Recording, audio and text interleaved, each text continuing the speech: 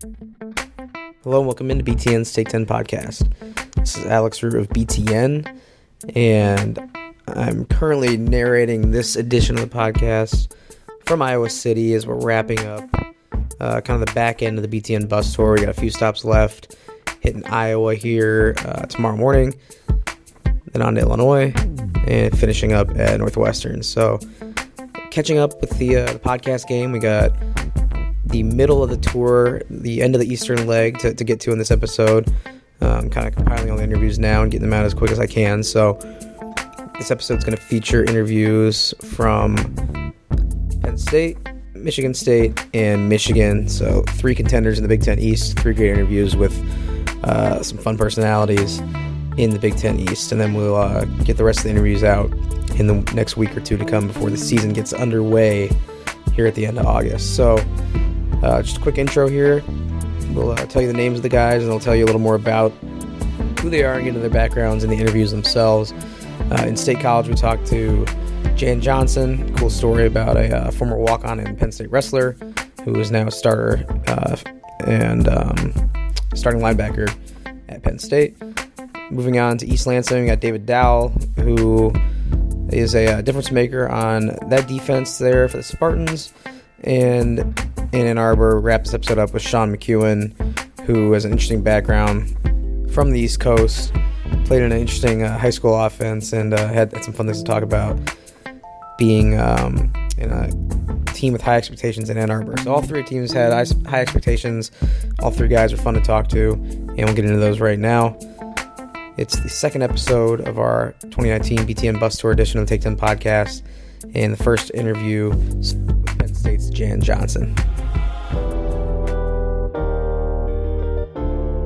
Very pleased to be joined here in Happy Valley by senior linebacker Jan Johnson. Jan, welcome. Thanks for welcoming us to campus. How's it going, man? Good. Just finishing up practice. We're grinding out here in camp and just trying to have a good time. Absolutely. It was a beautiful day. It's always beautiful here when we come for some reason with the mountains in the background. Super nice weather. Also noticed the last 2 years, played some salsa music in the beginning of practice. Mm-hmm. Is salsa Saturday like a thing? What's the deal with that? Yeah, we have a day of the week, every day is a different day for the music. So if you happen to come on Saturdays, both times it's been salsa Saturday. So just trying to, just enjoy, make every day special. What are some of the other days of the week and their music attachments? We had Throwback Thursday, so sometimes the coaches get in there and get their playback. We got White Boy Wednesday on there. And Monday we usually don't have practice, but during camp it's just kind of a general mix-up of music, and Tuesdays the players get to pick. So keeping it loose around here. Yep. Some teams, I won't name names, but some teams don't have music at practice. It kind of bums me out when we go there. I always like to have a little music when we're watching. So for these particular interviews with guys after practice, usually the schools give me a setup with somebody who has an interesting backstory or has a unique kind of path to where they got. And you're definitely one of them. And pretty much every school I feel like has some walk-on who has worked their way up and gotten on scholarship, and some other guy might be a 2-sport athlete. You're one of the unique cases that is both of those. So take me through your path to Penn State and kind of the unique way that you navigated all the way from a walk-on to another sport and now to a scholarship starter. Yeah, so back when I was getting recruited, I didn't really have any scholarship offers. I had one from Akron and one from Fordham, and Coach Moorhead was actually there to offer me late. And then I got a call from Penn State. They wanted me to walk on, so I came in the summer. Didn't come to camp my freshman year. Showed up in August, like with the rest of the students, with practice for a couple weeks, and then Coach Kale actually ended up coming to practice. Said that their heavyweight had injured himself and asked me if I could come wrestle. So we met with Coach Franklin, and then I spent that whole from, it was like, I don't know how many games in we were, into the whole winter into spring wrestling. So helping out the wrestling team, did all right. Didn't do as well as I'd like to do, but it happened. And then came back for spring ball. Was doing spring ball. Was playing Will. Ended up then following camp, switching to Mike. Was pretty low on the depth chart, so I was playing scout team. We had a bunch of injuries that year. Ended up getting in the Michigan game because we had so many linebackers out, and then I tore my ACL. So then I was out the rest of that year. Came back in the summer. Missed spring ball. Came back in the summer. Then was back on down on the depth chart again. They ended up moving me to scout team tight end. So that whole fall that year, I played scout team tight end. Just trying to help the team out in any way I could. Got in at the end of a couple games at linebacker, played a little bit on special teams, but mostly just my role was scout team tight end. Had a good winter in the spring ball. We also had a couple guys get hurt, so I ended up moving up in the depth chart to be in the 1 at Mike, and then followed that through camp and ended up starting last year. Had a pretty good year. About week 4, maybe, Coach Franklin ended up putting me on scholarship then. And that was pretty awesome, just to see, your hard work paid off, everything that I'd been through, different sport, injuries, playing scout team on the wrong side of the ball, really.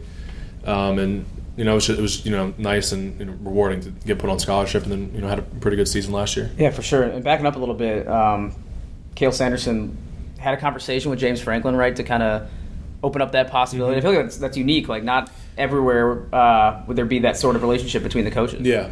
I had wrestled in high school. So you had a reputation. I had about you. Yeah. Talked to Coach Cunningham a little bit. They had recruited me a little bit, but I told them that I wanted to play football in college. So they had known that I wrestled, and he emailed him and said, "Hey, can we borrow Jan for, for the winter?" And what was crazy was he came after practice and we just talked outside for 10 minutes. And he goes, "Yeah, it'd be awesome to have you.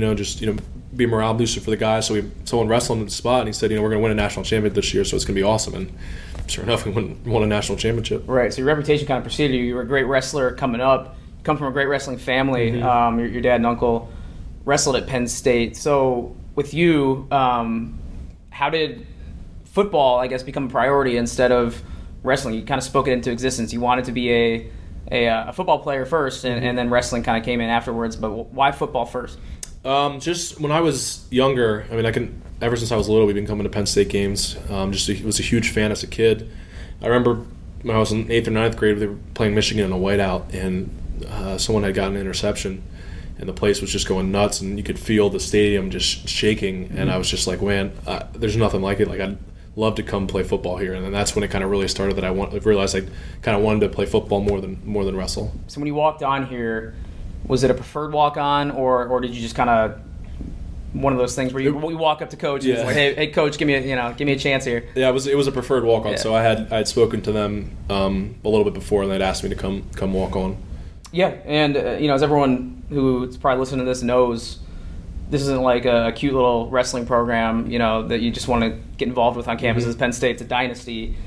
How long did it take for you to feel like you kind of fit in and belonged on that level of competition in wrestling? It didn't, but I had wrestled. So I had wrestled with a bunch of those guys coming up. With Chenzo and Zane and Nolf, and a couple of those guys had wrestled freestyle and stuff with when I was 8th and 9th grade. So I had known those guys. Most of the guys were Pennsylvania guys.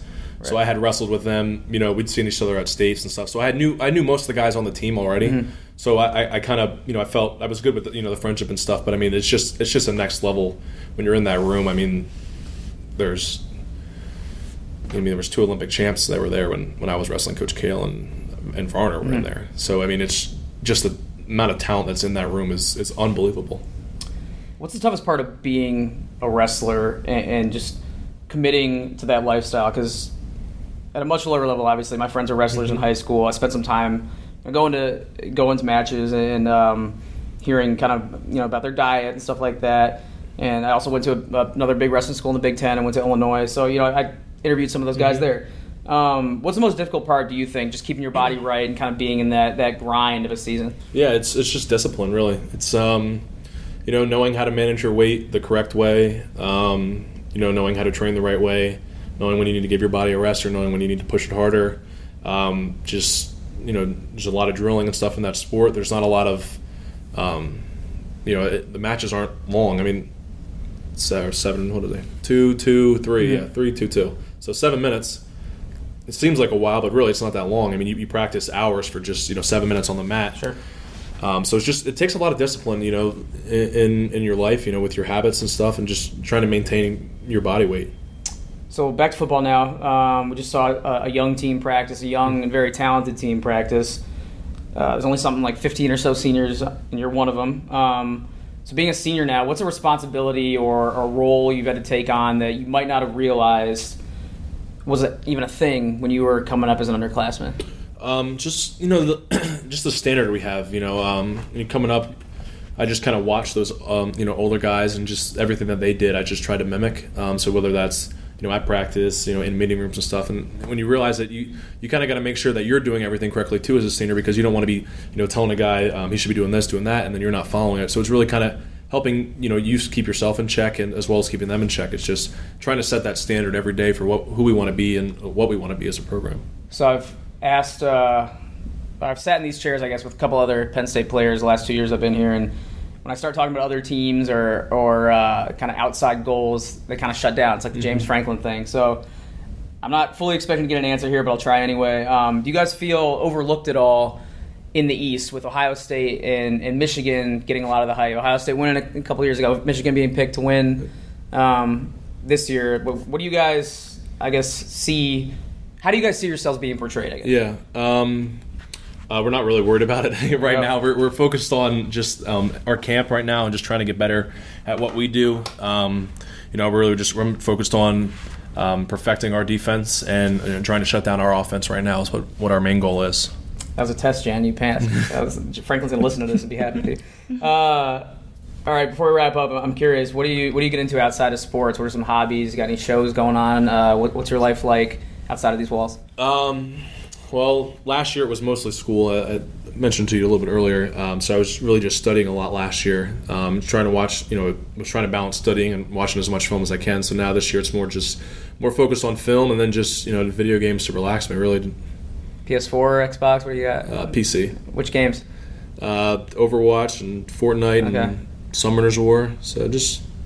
Is Fortnite still really hot? Because I got some friends that play it nonstop, and then last Big Ten Media Day, 2018, we asked all the guys, and it was like the craze. I feel like it might have died down a little bit. So are you still on it all the time? Not really as much. It kind of died down a little bit, but they also just had their World Cup. So the little 16-year-old from Pottsgrove, Pennsylvania, won. Wow, I didn't realize from Pennsylvania. Yeah, $1.5 million. So not bad for him. Not a bad payday. No. All right, last question. I've asked every player so far, where is the hot spot to eat on campus? Because, we come to these campuses, got to eat good. Where should we go? I enjoy Champs downtown. I enjoy their food downtown. Yeah. I think that they have a pretty good burger selection. So we walked by there last night. It's a little later than dinner time, but I heard that's a popular spot. So. Yeah, they got a huge bar upstairs, and downstairs they got a bunch of pool tables and arcade games, so it's a nice spot. Love there. it. Might swing by tonight. Jan, really appreciate your time, man. Really fascinating story, and obviously a lot of respect on our end for what you've been able to accomplish. So good luck in your senior year, and we'll be following you. Yep, thank you. All right, thanks a lot to Jan for joining me. Interesting guy to talk to, cool story, and really unique story actually in the Big Ten. So that was fun to get to know him a little bit. We'll take it back west as we head from State College to East Lansing, Michigan. Talk to David Dowell, fun guy to talk to. Fun family history, cool family history. His brothers, they were both in the Spartans at one point. He'll get into that, and I'll let David take it from here. It's a Take 10 podcast discussion with David Dowell. It starts right now. I'm very pleased to be joined here in East Lansing, Michigan by Spartan senior safety David Dowell. David, how's it going on this Monday morning, man? It's going good, man. We survived practice. It was hot out there today. But, we got better today, so it was good. Yeah, it was hot. It was kind of humid. It's August. It's that time of year. It's your last go-around. How do you like kind of the grind of an August training camp? Yeah, you really just got to push through. You know what I'm saying? Right now we're in, the second week, so it's kind of the dog days of training camp. So for us, it's about kind of still focusing on the things we need to get better at. You got to kind of push your being tired and being exhausted to the back of your head and kind of push forward with the the stuff that you're still trying to learn and get better at. I'd imagine once you get into the season, kind of that routine of a game being at the end of each week to look forward to breaks it up a little bit. Now it's just practice, right? The game probably helps you, right, to look forward to? Oh, yeah, definitely. I mean, it's completely different in the season because, like you said, you're kind of building up to that game, you know what I'm saying? And you get to do that every single week. So, and you're preparing for a different team, so you're not going against the offense every single day. So it's kind of nice when you get into the season. Right. So kind of start this interview off on a weird note. I was doing research on you for the interview. There's another guy named David Dowell from Australia who died. Yeah. Did you hear about this? I did hear about this. How'd you find out about this? So I found out about it from Twitter. Yeah. My dad told me that he had looked up my name on Twitter to see if any interviews and stuff like that, and he saw that this David Dowell had ate a lizard or whatever right. and died in in Australia or whatever. So my dad actually sent it to me. He's like, David, man, I didn't know you died. Don't be out here eating lizards. So it's pretty funny. Yeah, sad story, obviously, but I heard the dude. So I was reading the articles, and the dude was dared to eat this gecko or whatever, and it said literally in the story he never backed down from a dare, and I'm like, that's famous last words, right? Yeah, that one's tough, man. I mean, obviously, it is sad. Obviously, somebody lost their life, but it's pretty cool. I feel like that one's a little bit of a natural selection going on there. But anyway, moving on. I'm sure you get asked this all the time. This is kind of the main storyline when you were on campus with your brother, Andrew. He's moved on. He graduated because you were a red shirt. Going back in your life with your twin, were you the type of twins wear the same clothes and all that stuff throughout school and all that? Oh, yeah. We were, my mom had us dressing up the exact same, same overalls. Usually I'd be in green or blue and he'd always be in red, but everything else was the same. And it wasn't until we kind of could start dressing ourselves that we kind of started dressing differently. What age was that? I would probably say, when you get to 10, 11, 12, something like that, where, you can kind of pick your own clothes out. You get your own individual personality. Was there ever a doubt that both of you would go to the same school? Yeah, I mean, I think early on it was more so okay, we're going to keep our recruiting separate, because we didn't want any to be, have any schools shy away from us because we were okay, it's a package deal. So that's kind of how it was early on. But I think in the back of our head, we always kind of we knew that we wanted to go to the same school together. We knew that would be, a dream come true for my parents, make it a lot easier for my parents. So when Michigan State provided the opportunity, it was something we were looking forward to. And is your little brother on the squad now too? Yes, sir. So what's that like? Now you had your brother who was the same age. You got someone to kind of take under your wing. Do you guys hang out on campus, or is he young enough where you guys are kind of in different circles? Yeah, so he'll be a sophomore in school, a redshirt freshman in the fall. We actually lived together in the summer, so we were hanging out a lot and stuff like that. He's got also, all of his friends in his class. Sure. And then the seniors and fifth-year seniors, I hang out with stuff like that. So it's still obviously, I'm looking out for him, making sure he's making all the right decisions and stuff like that. But at the same time, he has his freedom, to do what he wants and stuff. So Kari Willis was my guy in the podcast last year. Okay. I do an interview at each stop. That's your guy, right? That's your man. Same position. How's he doing? What's he up to? I know he's on the Colts, right? Yeah, he's doing good. They just had their first preseason game this past weekend. He actually started in the preseason game, so I think he did pretty well. You know what I'm saying?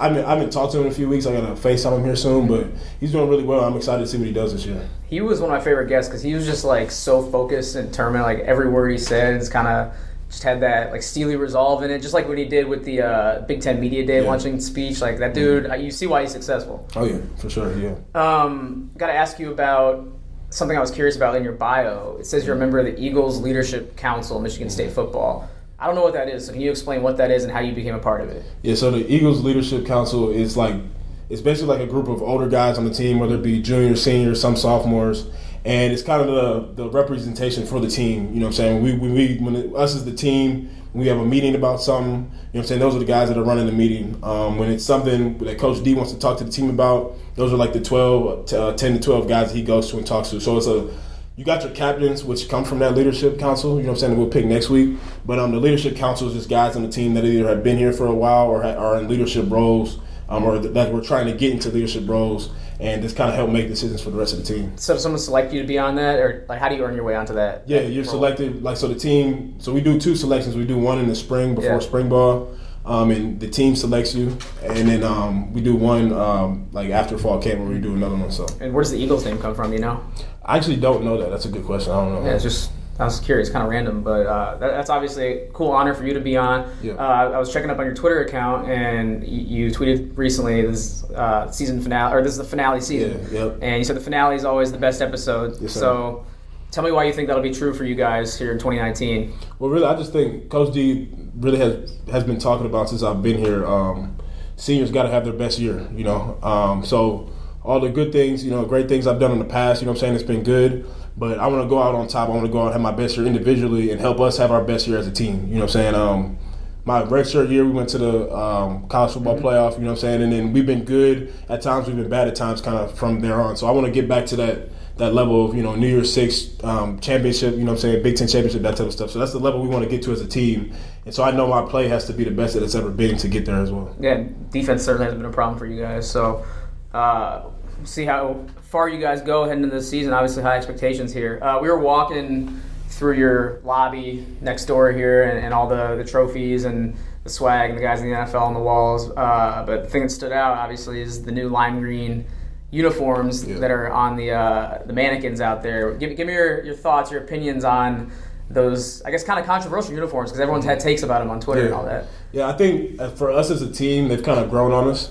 I think, just because all the lime green and stuff like that, it kind of took us a minute to get adjusted to, kind of like everybody else. But and then when you kind of see them, when we got to put them on as a team, you know what I'm saying, they look a lot better for us, you know what I'm saying, when you put them on with the gloves and the matching shoes and everything. So we like them, you know what I'm saying. It's something, like I said, it kind of grew on us. And we know that regardless of what jersey we got on, we got to go out and play and go out and win. So for sure, it was, I think, a basketball thing first, right? They've been doing it for a few years. Yeah, they did the line green first. Yep. Yeah, so we'll see that. I think for a night game, they said it's going to be, so that should be cool. Mm-hmm. Curious what you think, how you'd evaluate your practice playlist with the music going on out there. Like, I think you guys have probably in the top 3 or 4 school playlists as we go along in the tour here. Yeah. I know there's some like old school stuff sprinkled in, like Back in Black and all that. I don't get as hyped to that, but I think you guys are pretty good. So evaluate your playlist for me. Our playlist, man, I'm not gonna lie to you. I'd say probably a C somewhere in there. You know what I'm saying? I think certain, like you said, some of those old songs, some of those kind of country songs are kind of slow. So who's putting that in there? Like, I don't. To be honest with you, I think it's Coach D's playlist. I'm not gonna lie to you. So, and then sometimes they mix in some of the newer songs into there. So, as long as, you know what I'm saying, it's music that's getting us going and kind of getting us up. You know what I'm saying, it's all good. The way I judge it is like, how many players do I see dancing out there? You guys had a good amount. Some schools you can tell aren't really vibing with it because there's not many players like going with the beat or the flow or anything like that. But you guys, I think, just having gone to a lot of these, probably top 3 or 4, and some schools don't even have it, which I don't enjoy. I mean, that's a good thing. Yeah, that's a good thing. Exactly. All right. Is it true you are a Browns fan, big Browns fan? Yes, sir. From Ohio? Yep, from Cleveland, Ohio. So you should be pretty excited then going into this season. Oh, yeah, I'm really excited. We just got the big preseason win against the Redskins. I'm really excited to see what we're going to do. I'm kind of, like, I think it's going to take us a minute to kind of get going, you know what I'm saying? So I'm not, if we lose a couple, early on or whatever, I'm not going to be, shaken up by that. You can't panic from that. But, I'm really excited, man. We got a great offense, great defense, so we got a lot of, stars in there, too. So it's something that we haven't had in Cleveland since LeBron left, so I'm really looking forward to it. I mean, big expectations with Baker Mayfield, Odell, Jarvis Landry, all those guys. So how does this work? Obviously you got NFL dreams. Mm-hmm. When you go to the NFL and say the Browns don't select you, are you going to keep that fandom, or is it going to be all business from there on out? No, it's all business from there on out. Whatever team you go to, you know what I'm saying, that's the team you obviously rooting for. Right. So even kind of with college too, being from Ohio, you know what I'm saying, the team that you root for when you're from Ohio. So, but I bleed green, you know what I'm saying, green and white now. So you were an Ohio State fan growing up? Yeah. My dad had went to Ohio State. Oh, okay, yeah. So he went to Ohio State. So I was definitely an Ohio State fan growing up, but like I said, kind of when you start going through the recruiting process and stuff like that, you kind of start to pick your own identity, and whatever school that you're going to commit to or go to, that's the one that you obviously are tied to for the rest of your life. For sure. A couple personal questions before wrapping up, David. I saw you're an advertising management major, or maybe you finished that up because I know you're a senior by now, but I'm curious, as an ad guy, give me a commercial or two that you like just over the years, one that sticks with you, like from a Super Bowl maybe, or just something in general. That's a good question. Yeah, it's on the spot a little bit, but I feel like some stood out over the years. I know one that stood out to me was the Darth Vader one, if you remember that, where the kid turns the car on. It was a Super Bowl commercial, like a Volkswagen. Yeah. No, it was a couple years ago, but yeah. I like the one, I think it was Doritos. And it was like the kid and his mom was there, and like this guy was picking up his mom, and like he was going on a date, and the kid slapped the guy for trying to take his Doritos. Like the guy was sitting there waiting on the mom to get ready or whatever, and he was like, "Hey, well, how you doing, kid?" He tried to take his Dorito, and the kid slapped him in the face. I remember that. Doritos always has good commercials. I feel like they got a good agency. Are you trying to do something? I assume you're trying to do something in advertising once football's done or something like that. So I graduated in last December from my advertising major, and then I'm in getting my master's right now in kinesiology and sports administration. Yeah. So I kind of like learned through that process. Like that's kind of what I want to go into, more like sports administration, either like working at a college or kind of doing my own thing. So that's kind of the route I want to go after football. Well, you're obviously in a great line of work right now to prepare yourself to do that. All right, final question. I've been asking this question to every player at each stop since we're in town. You know, we got to get a bite to eat while we're on campus. Give me your favorite place or two to eat in East Lansing. Okay. So like downtown East Lansing, I would say, and this is like more like fast food, Comrades. It's like a wrap place. You know what I'm saying? They do like grilled wraps, fried wraps, got the tater tots in there. Nice.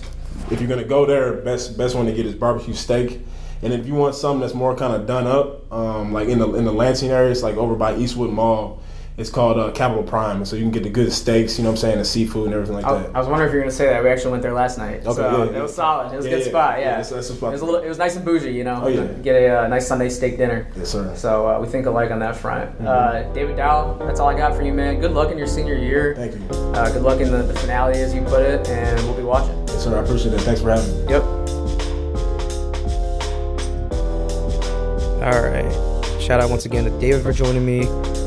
We will move now about an hour or so down the road to Ann Arbor, Michigan, a little less than that, to wrap up our eastern leg of the tour and our round of interviews from that part of the tour. And it's Sean McKeon. Sean's the tight end for the Wolverines, who gets into his background, gets into his relationship with a super fan at Michigan who is going through some tough times, and talks about some East Coast tendencies that we get into with him being from the Boston area. So, good interview with Sean, and we'll get right to it. Sean McKeon starts right now.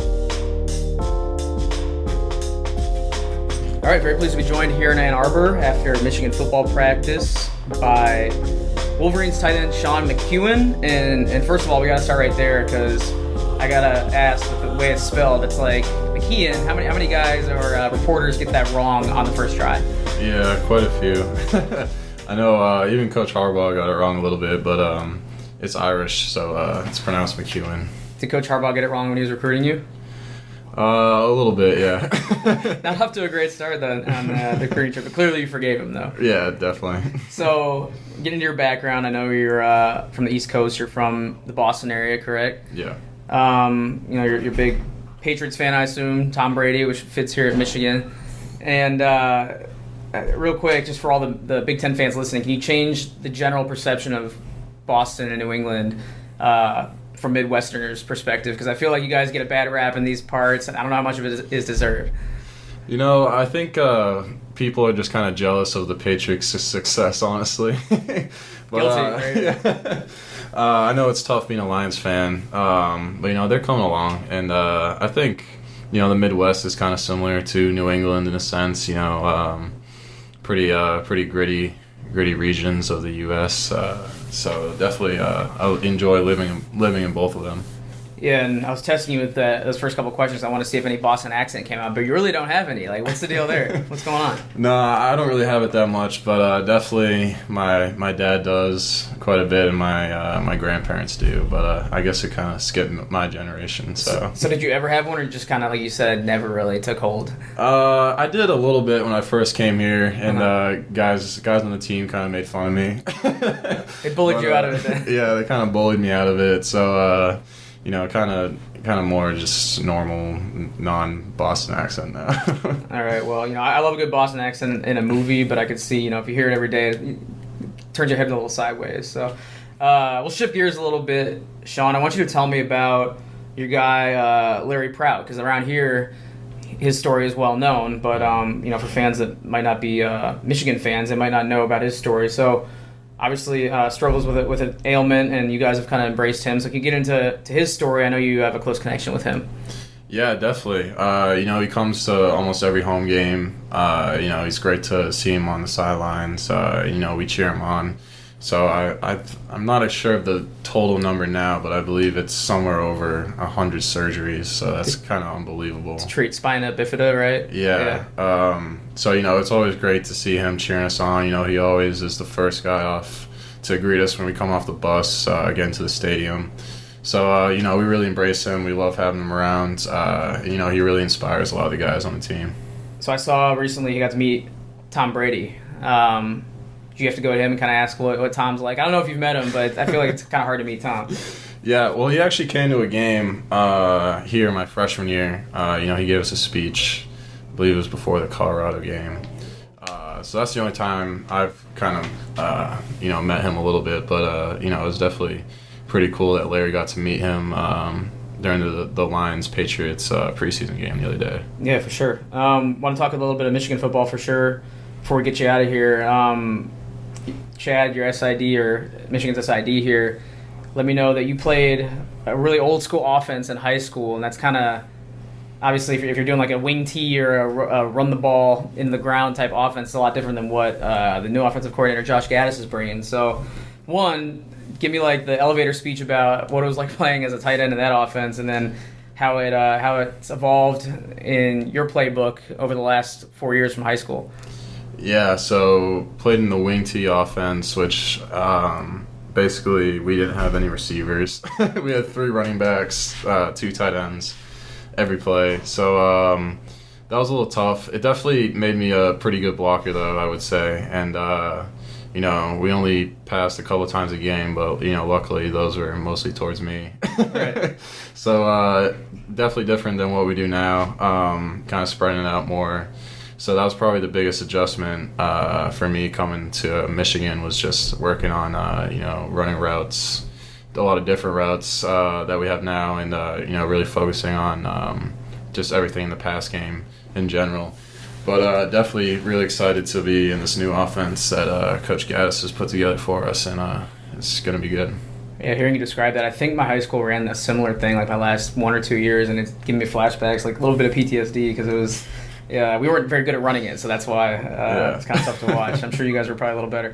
Want to go to the other side of the ball real quick. Obviously, Michigan defense always has high expectations. A great unit last year, but they got to replace quite a few guys, including guys on the defensive line, Chase Winovich, Rashawn Gary, 2 guys who were drafted high and are going to make a difference in the NFL. So probably no one on this team right now knows how to handle those guys and handle the defensive line as much as you do, being a tight end and having to go up against them and block them every day in practice. So let Michigan fans know who's kind of stepping into that role, who's filling those shoes, and how's the D-line going to stack up when they're having to replace some talent. Yeah, so really the guys I go up against the most, probably Aiden Hutchinson, Kwity Paye, Mike Dana. And, those guys are some big dudes now.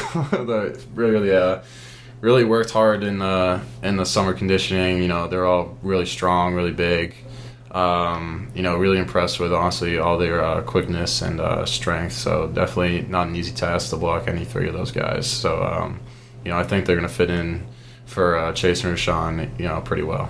All right, I want to discuss, before we go, your summer trip, South Africa. Or was that a spring trip? Yeah, spring trip, yeah. So, obviously, once-in-a-lifetime experience for most of the guys. And I know you probably saw a lot of sites, a lot of things, and a lot of history. You tweeted about visiting the Apartheid Museum there and how that had an impact on you. Can you discuss, one, just the trip overall, then also why you chose to share your experience at that particular museum? Yeah, I mean, honestly, I've been lucky enough to go on 3 trips now: Rome, Paris, and now South Africa. So that South Africa trip was probably the best that I've been on so far, and it was really amazing. Just totally different world over there. And, the Apartheid Museum was pretty special. Nelson Mandela, he's such an inspiring guy. And just all the struggles that he went through, and, many other South Africans during that time. It was just pretty inspiring to me, and to see their courage and willpower, to finally overcome that was, very impressive. And, just a great thing to learn about in history. Yeah, no doubt. I mean, you hear about what happened. He was in prison for like 28 years or something like that. It's insane to think about, and then went on to obviously be president of the country. All right, definitely shifting gears here for the last couple of questions. Keep it a little light as we close it out. Heard you're signing off social media for the rest of the season. What's behind going dark on those platforms for you? Yeah, I mean, it's really just really comes down, just it doesn't really have any positive impact on on me or football. Like, I don't really need to see what everyone else out in the world is saying. Like, it doesn't matter. You know, what like Coach Harbaugh always says, it's like, you know, this team is just the people in this building, so nothing else outside this building really matters. So, you know, just trying to stay focused this season. And, you know, I think a couple guys have also joined that kind of movement. I know one of my freshman tight ends, Eric Hall, also joined me in that. So, you know, I think it just helps guys stay focused for the season and, you know, really just keeping all the distractions out. Yeah, I'll let the 1 point slide there. Nothing except this podcast and social media matters. Fitting final question here because bringing in some food for you right now to eat before your meeting will get you out of here. After this last question, what's the best place to eat in Ann Arbor? I'm asking all the players at all the stops where the best place to eat are, so let me hear it. You know, my favorite overall, there's so many good spots. I'm probably going to say Sava's for brunch or even dinner. You know, a really good spot. It's a great spot. I had Sava's for lunch before a basketball game this past winter. It was awesome. Really enjoyed it. Sean, really enjoyed this conversation. Really appreciate you taking some time. And best of luck this season. We'll definitely be following along. Yeah, thank you. All right, thanks a lot to Sean once again for joining me. As I've done in the past couple of years since I've been on the tour, kind of split these interviews up into 4 separate episodes. We've knocked out the Eastern leg on the first 2 episodes of the 2019 edition, and we will head west for the rest of the episodes for the last 2 in the coming days. So, like I said, in Iowa right now, trying to catch up with these interviews, and this is the latest one. The next one should be coming out rather soon. And it's been a blast rolling through the Big Ten, getting to see all the teams up close, meet some personalities, meet some guys, tell their stories a little bit, have them be able to tell their stories. So it's been fun. And I appreciate everyone for listening. And I also appreciate Julie Bronder and Wes White, as always, for producing the show. Couldn't do it without them. Couldn't do it without all the listeners out there. And we'll talk to you soon once again from the road here on Take 10 Podcast.